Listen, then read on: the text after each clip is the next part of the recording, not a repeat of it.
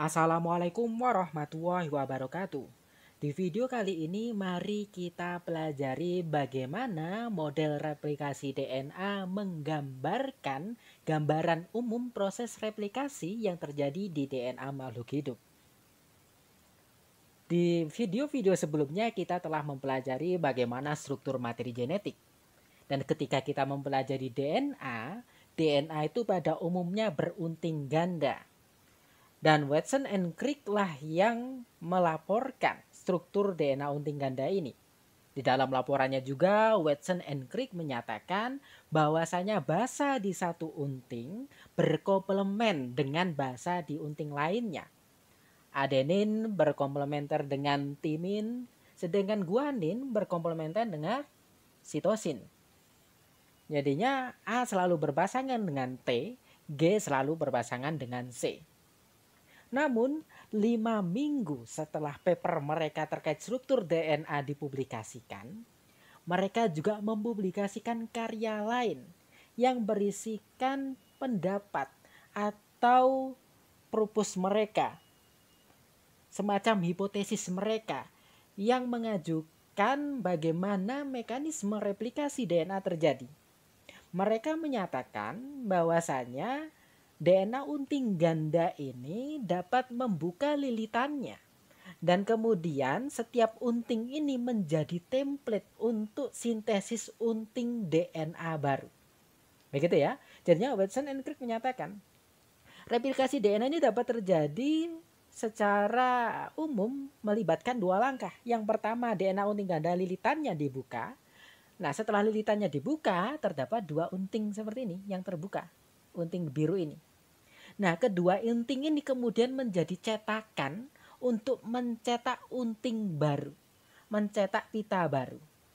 Sehingga akhirnya nanti DNA ini akan menghasilkan dua molekul DNA baru. Nah, gambaran secara lebih sederhananya seperti ini. Awalnya di sini digambarkan ada satu molekul DNA unting ganda. Kita anggap kedua untingnya berwarna biru. Dan unting biru ini kita anggap sebagai unting parental. Ya. Kemudian setelah satu generasi tentunya DNA ini akan direplikasikan.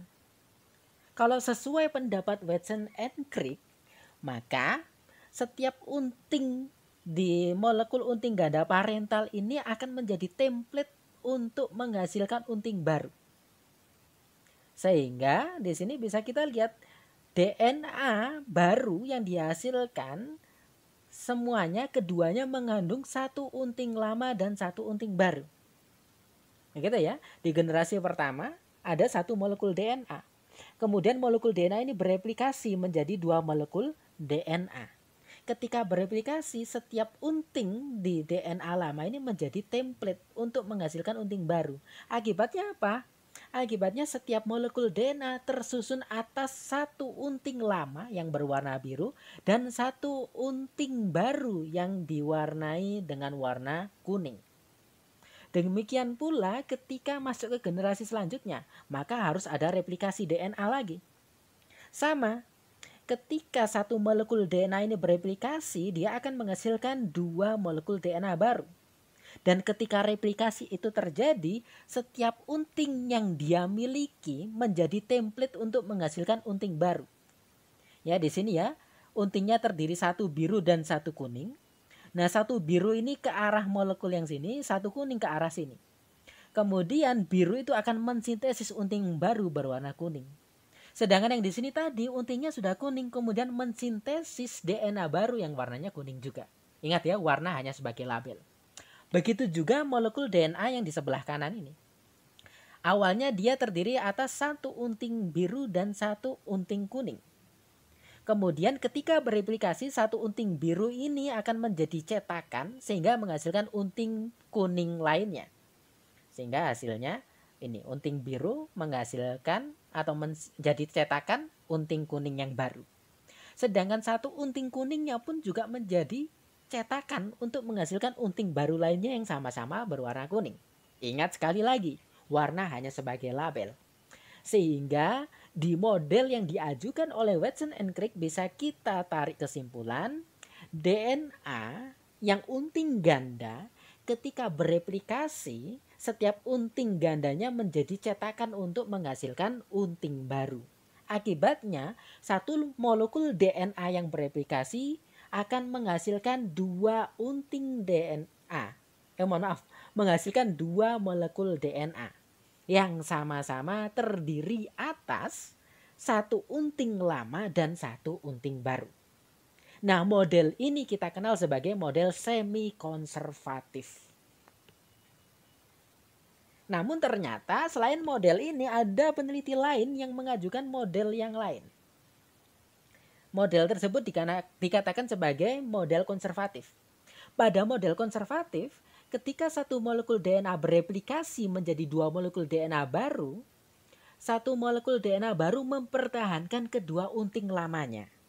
Sedangkan satu molekul DNA yang lain menghasilkan atau terdiri dari dua unting yang sama-sama baru. Terlihat ya bedanya ya. Kalau pada semi konservatif, setiap molekul DNA baru selalu terdiri atas satu unting lama dan satu unting baru.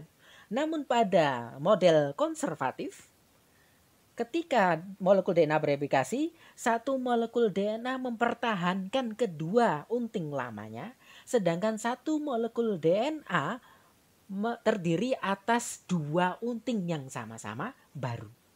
Demikian pula nanti ketika dia bereplikasi lagi, maka hasil replikasinya satu molekul tetap mempertahankan kedua untingnya dari parental, sedangkan satu molekul yang lain terdiri atas dua unting yang baru.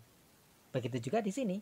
Karena ini awalnya dua-duanya untingnya kuning, maka ketika bereplikasi salah satu unting terdiri atas dua unting kuning yang semuanya berasal dari unting lama, molekul lama.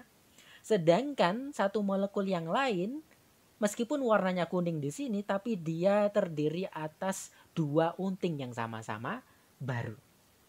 Gitu ya. Kalau semi konservatif, setiap molekul DNA terdiri atas satu unting lama dan satu unting baru. Kalau konservatif, ada molekul DNA yang sama-sama mengandung unting DNA lama, ada satu molekul DNA lainnya yang sama-sama mengandung dua unting baru. Namun ada model lain yang diajukan oleh peneliti, yaitu model dispersif. Nah, pada model dispersif ini dikatakan replikasi itu terjadi dengan cara segmen-segmen DNA parental itu dipertahankan. Kemudian dia mensintesis segmen DNA baru. Kemudian gabungan antara segmen DNA lama dan segmen DNA baru membentuk molekul yang baru. Segmen itu potongan ya. Jadinya ini awalnya molekulnya berwarna biru, kemudian membentuk segmen-segmen, kemudian segmen-segmen itu mensintesis segmen baru yang berwarna kuning. Nah, setiap molekul DNA baru tersusun atas segmen lama dan segmen baru. Jadinya segmen-segmen ini terdispersi, tersebar. Begitu. Inilah 3 model yang diajukan yang berusaha menggambarkan replikasi DNA. Ingat ya, ini hanya 3 model yang diajukan, yang dihipotesiskan oleh para peneliti. Lalu manakah model yang tepat? Nah, untuk menjawab manakah model yang tepat, kemudian ada peneliti yang bernama Michelson and Stahl. Dari eksperimen yang dilakukan oleh Michelson and Stahl, nanti kita dapat menyimpulkan mana saja model DNA, model replikasi DNA yang dapat diterima. Oke, ini gambaran dari penelitian Michelson and Stahl. Michelson and Stahl melakukan penelitian yang melibatkan E. coli, bakteri E. coli.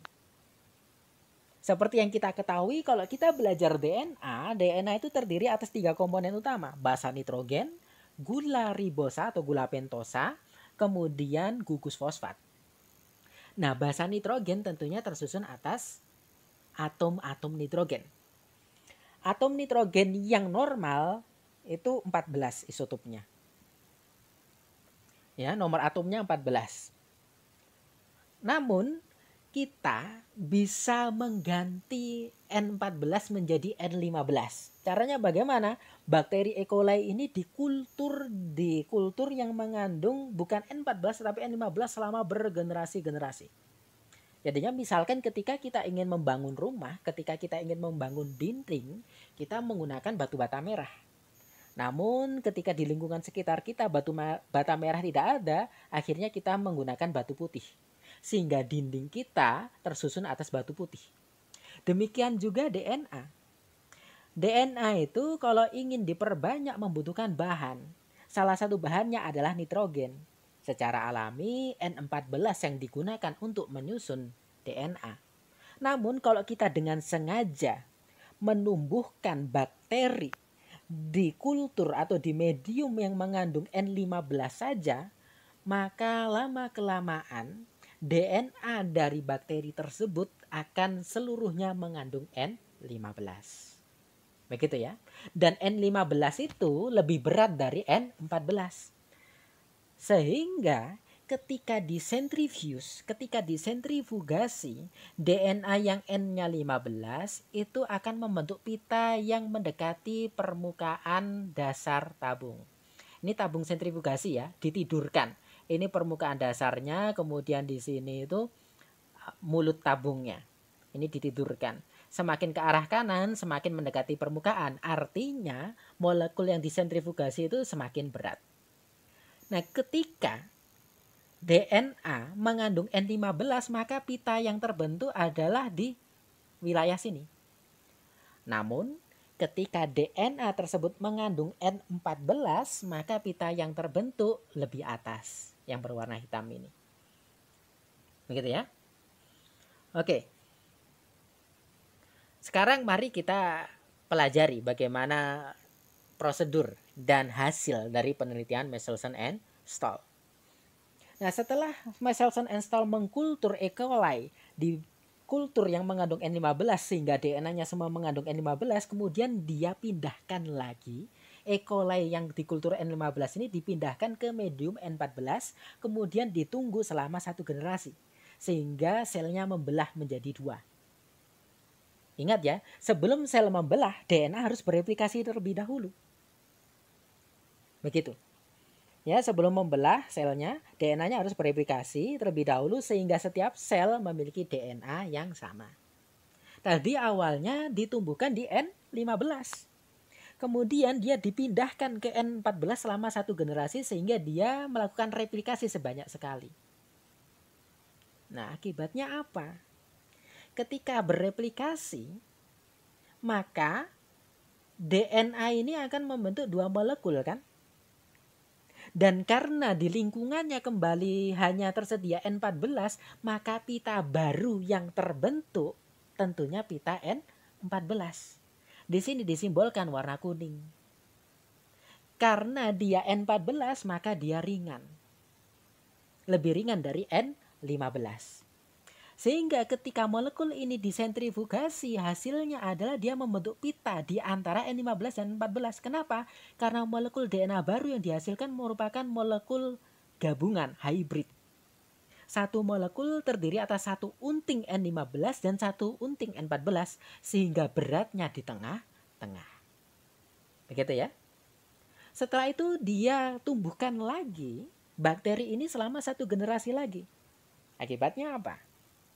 Akibatnya molekul DNA-nya bereplikasi lagi. Nah, di sini ya kita lihat molekul ini terdiri atas 1 N14 yang disimbolkan warna biru dan 1 15 yang disimbolkan warna kuning. Ketika bereplikasi, maka unting biru ini akan menjadi template salah satu unting baru. Unting biru N15. Ketika dia mensintesis unting baru karena lingkungannya hanya mengandung N14, maka unting biru tersebut akan menghasilkan unting baru berwarna kuning. Hasilnya ini. Jadinya si biru akan ke sini kemudian membentuk pasangannya unting kuning yang berarti dia N-nya 14. Sedangkan unting kuning di sini akan ke sini kemudian mensintesis unting baru yang juga kuning. Di sini kuning kenapa? Karena tadi kan dia N-nya 14. Kemudian N14 ini mensintesis unting baru yang juga N14. Demikian pula molekul yang di sini. Molekul hybrid di sini. Ketika bereplikasi biru ke arah sini, kuning ke arah sini, kemudian keduanya mensintesis unting pasangannya.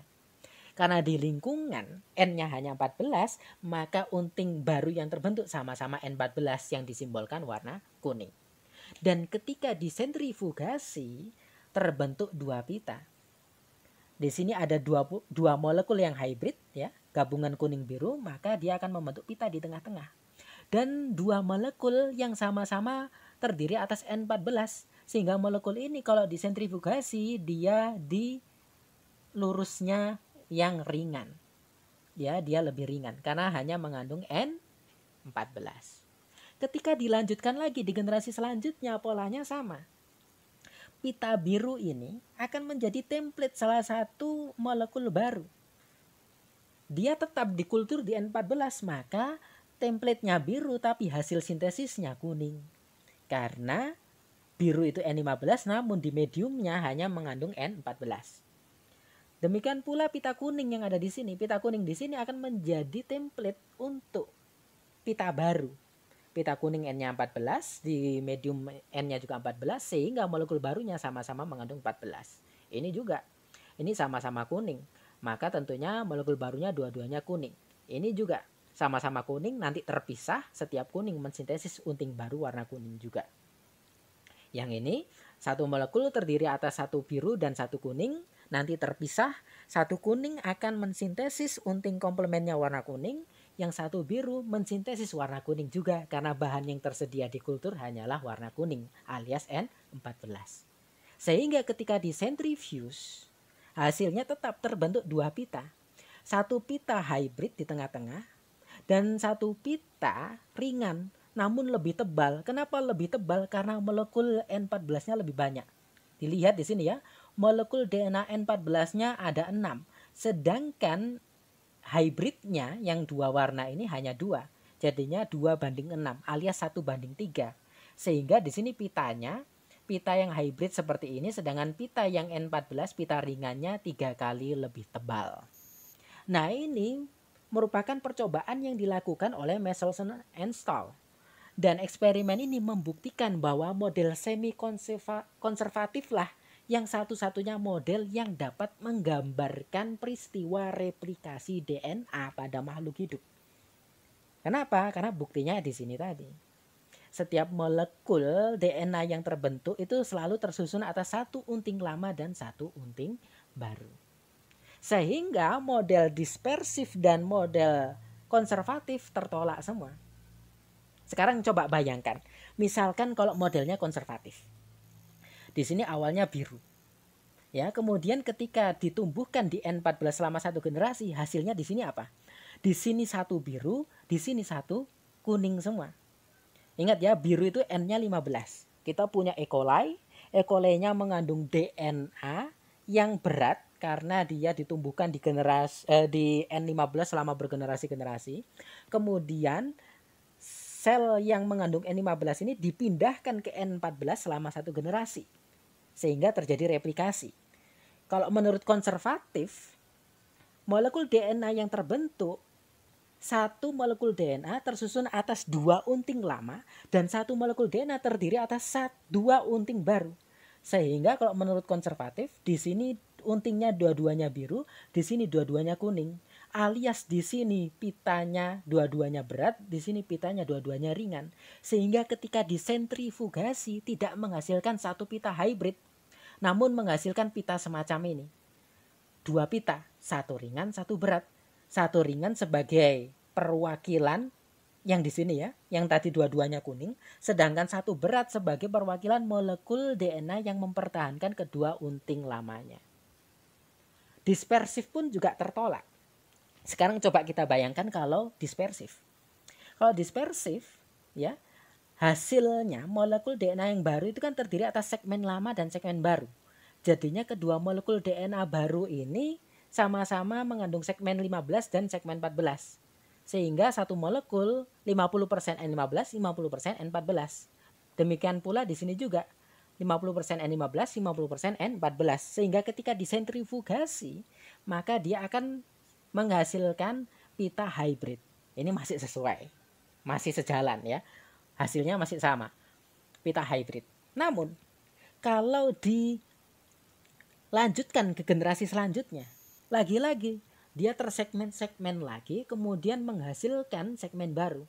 Akibatnya, 4 molekul DNA yang dihasilkan sama-sama mengandung gabungan segmen lama dan segmen baru.